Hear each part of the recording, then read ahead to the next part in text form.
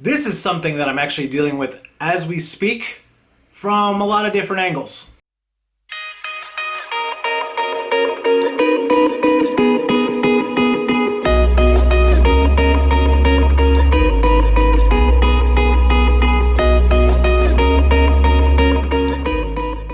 Hey, what's going on? It's Matt. Welcome back to the channel. Today I'm going to do a my two cents or a talking head or I don't know, whatever you want to call it. But I'm going to speak about the experiences that I'm having and also what I'm seeing from the effects that COVID is having on the outdoor industry as a whole. This includes fishing, hiking, backpacking, camping, and hunting, and everything that involves the outdoors. And recently, actually this morning, I received two responses from two different companies, large retailers in the outdoor industry. I'm going to use their names because I don't care. Kelty is one of the brands, and Eastern Mountain Sports is the other brand. If you live just on the West Coast, you're probably not familiar with EMS, but EMS for a real long time was the REI of the East Coast, and they were once a leading retailer and was the only place that guys from the East Coast could go to get outdoor gear and camping and stuff like that. So anyway, about a month and a half ago, I started getting ready for a backpacking trip that I have at the end of September, and I busted out a Kelty Rally 45. It's a rare bag, and what I mean by that is it's not a bag that was really popular with them, but it had one of those mesh suspension systems that I really like on my bags. And the last time I had used it was actually when I went slot canyoneering in Utah, and that was 4 years ago.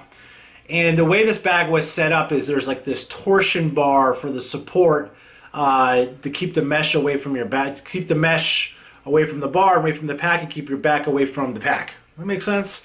So anyway, this torsion bar, and I remember this 4 or 5 years ago when I got back from Utah, I realized that it had bent. I didn't think too much of it at the time, I think, and I just kind of threw it back into my larger pack box that I have that I keep in the garage. Well, now it's actually in my place. But so I took out this pack and I loaded it up, and then it dawned on me that the torsion bar inside was bent and the pack was basically going to fold under maybe a day's worth of use.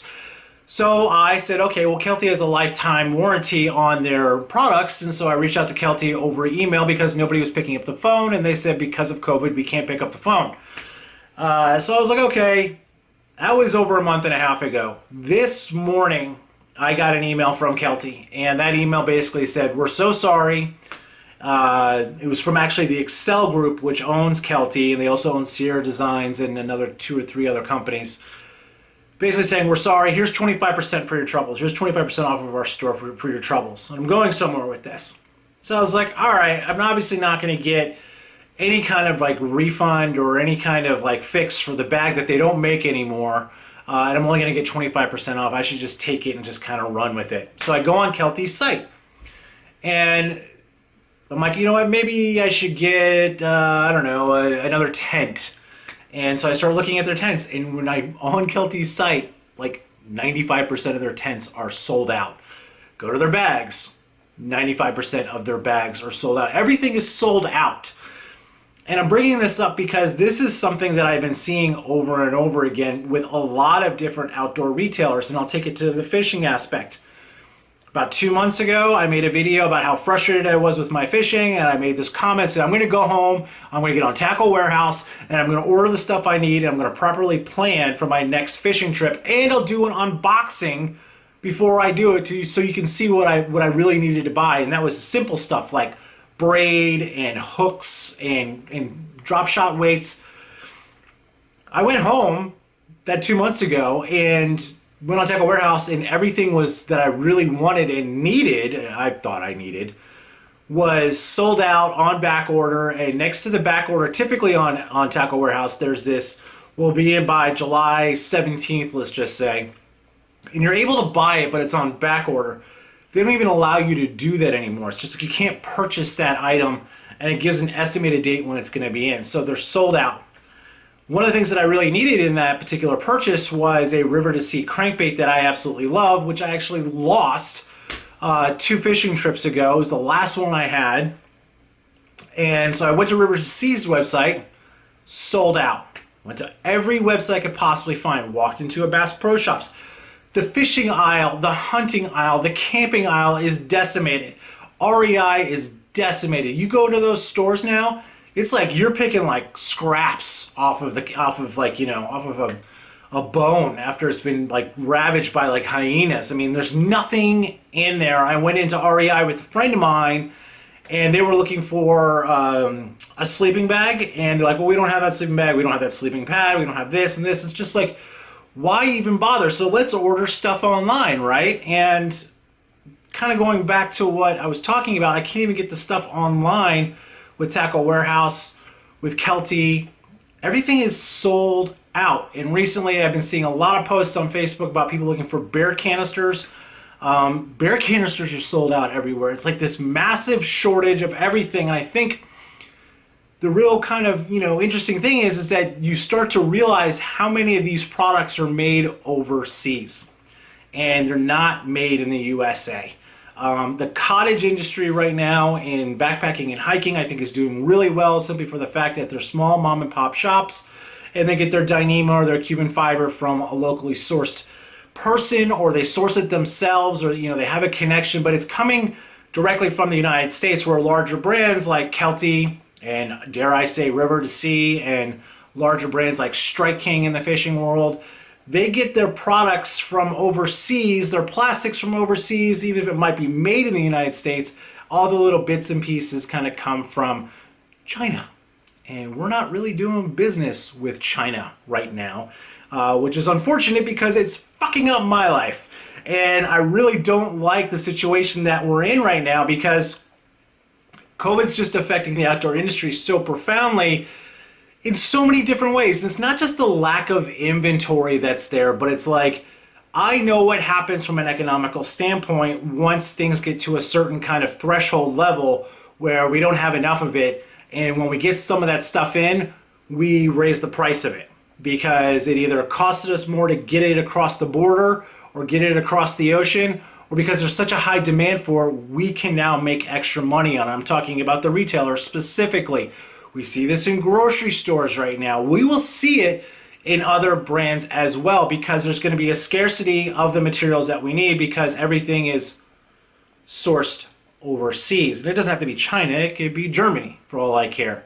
It still has to get in here. And right now, the current state of this country, because of this virus, pandemic, whatever you want to call it, is really kind of starting to affect things that I love. Granted, it's a horrible thing. I just found out one of my really good friends, and you know who you are, you texted me today, had COVID, and he fought for a real long time for his life, it sounded like, and he was doing really, really bad, and he didn't tell me about it until just today. He's on day 20. So it's a horrible thing what's going on, but it's impacting the outdoor community so profoundly, because I think all these things are made outside of the country, and the materials and the raw materials come in. Now I'm going to talk about a different experience that still is affected by COVID and still affects the outdoor industry.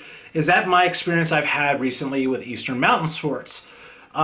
Eastern Mountain Sports, their website is kind of horrible, but they do sell through Amazon. And I recently picked up a brand new Big Angus. I say Angus because I like steak. No, I'm joking. Big Agnes sleeping pad for my upcoming trip to integrate with my new bag for Big Angus. And I bought it on Amazon, and it said it was shipping from Eastern Mountain Sports. We're talking like 2.5 months ago. Well, REI had their, one of their sales online, and the same exact sleeping pad was $30 less. So what did I do? And I hadn't gotten the one from Eastern Mountain Sports. I ordered the one from REI because it was cheaper, and my intention was, hey, I'm going to return the one from EMS, which was like $120 once I get it. I'm never going to use it. No harm, no foul, right? So, returned the sleeping pad 2 months ago. It took 30 days to get to, I believe, Connecticut. And this is through UPS. And that's another thing that's been really messed up with COVID, is that our shipping and everything else has been totally screwed up. I reached out to EMS on Friday night because nobody was picking up their phones and they weren't doing anything. So I had to email them through Facebook. And essentially what ended up happening was that they gave me a phone number to call. I called the phone number this morning, got somebody live on the phone. And I was like, hey, look, my package has been delivered over 12 days ago. Just refund me my money. This is what they said. You're going to have to wait at least 30 to 60 days in order for us to get back through the backlog of returns that we have right now. And I'm kind of scratching my head. I'm like, why would it take that long? And I don't think what they realize is that everything that's waiting to be returned is extra inventory, which they can turn around and sell to somebody else. And because inventory is so low, instead of saying you have 0 of this particular sleeping pad in your store, online, or actually in the physical retail, you could say you have 1, which could be sold to somebody else because the REI sale is not going on anymore, and it costs the same at both those retailers right now. So that's a little frustrating for me because you don't have a problem shipping stuff out and trying to make a buck, but when we're trying to get people to kind of get our money back and get, possibly spend more in your store, you're taking anywhere from 30 to 90 days in total cost time to kind of get an answer, to get anything done. And this is like a typical my 2 cents of mine. I'm going all over the place with stuff, but that's kind of how I feel inside. I'm just like scratching my head. I'm like, don't they understand the quicker they process a return, the quicker they can put it into their inventory to sell to somebody else? You don't need to sit on it. And I don't understand with Kelty, I'll go back to Kelty. Kelty's telling me they can't get back to me. That Kelty response took over a month to get, more, a month and a half to get from them over email. And it was like from Excel, their parent company, saying, we're so sorry for the delay. But I can go on YouTube, and you guys are making videos almost every other day, and your social media is totally fine. This is kind of like one of these things where customer service in times of good, if they're bad, you're just kind of lazy. But when they're in times of bad, you're really going to lose customers, especially when another company that I have dealt with recently, which is Columbia, specifically their Mountain Hardwear brand, is like lightning fast in getting back to me with problems. I'm in the process of getting a new raincoat, rain jacket, and I'm not going to go ultralight, and I demand pit zips. So I've purchased 5 raincoats over the last week and a half. Mountain Hardware sent me one, and there was a defect in it. I literally got somebody on the phone that day and literally had it shipped out that day, and I've already got the replacement for it already. That's good customer service. I don't know why customer service should be lacking in the time of COVID when everybody's working from home anyways. I don't know why large warehouses should have problems processing packages going back when, it just doesn't make sense to me. This whole situation is not making sense to anybody. This rambling that I'm going on probably doesn't make any sense to anybody. I don't know, I've just been dealing with a lot of outdoor stuff, purchases and returns lately, and I've just noticed some really kind of starky things that that are bothering me, and it's the customer service aspect. And they're telling me, oh, we're short people. If you're short people, hire people back because you have a need for it. You're making money still. But I also see the scarcity of the products that most people really need. There was a shortage on bear spray for a little while. There was a shortage on fuel canisters for a little while.